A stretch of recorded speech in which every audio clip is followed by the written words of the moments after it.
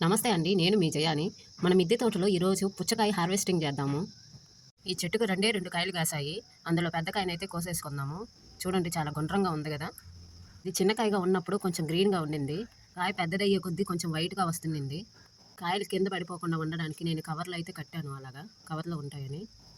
నేనైతే ఈ చెట్టుని థర్మాకోల్ బాక్స్‌లో ఏసానండి. దీనికి ఎరువుగా పశువుల పేడ, బియ్యం కడిగిన నీళ్లు, పప్పు నీళ్లు, అరటి తొక్కలు వేసానండి. ఈ వర్షాలకి నీళ్ళు ఎక్కువై బాగా దెబ్బతినింది. అందుకే వాడిపోయినట్టుగా ఉంది చెట్టు. ఇంకా ఏడేమన్నా పిందెలు ఉన్నాయేమో చూద్దాము. అదిగో కనిపిస్తుంది గదా! అదే పింది. అక్కడక్కడ పూత కనిపిస్తా ఉంది చూడండి. ఇంకా ఎక్కడన్నా పిందుందేమో చూద్దాము. ఇక్కడైతే పూత అయితే పూసేసుంది. ఇంకెక్కడ లేవు. వర్షాలకైతే ఈ చెట్టు దెబ్బతినింది. వాడిపోయినట్టుంది. ఇప్పుడైతే పుచ్చకాయని కోసేసుకుందాము. చూడండి చాలా ఎర్రగా పండింది గదా! మేమైతే తిన్నాము కట్ చేసుకొని. చాలా తియ్యగా ఉంది. ఎటువంటి పురుగుల మందులు వాడలేదు చెట్టుకి. అందుకే తియ్యగా ఉన్నట్టుంది. పుచ్చకాయ సీడ్స్‌నైతే కలెక్ట్ చేసి పెట్టాను. సీడ్స్‌నైతే తీసి ఎండబెట్టాను ఇంకొకసారి వేసుకోవడానికి. ఛానల్ నచ్చితే లైక్ చేయండి, షేర్ చేయండి, సబ్స్క్రైబ్ చేయండి.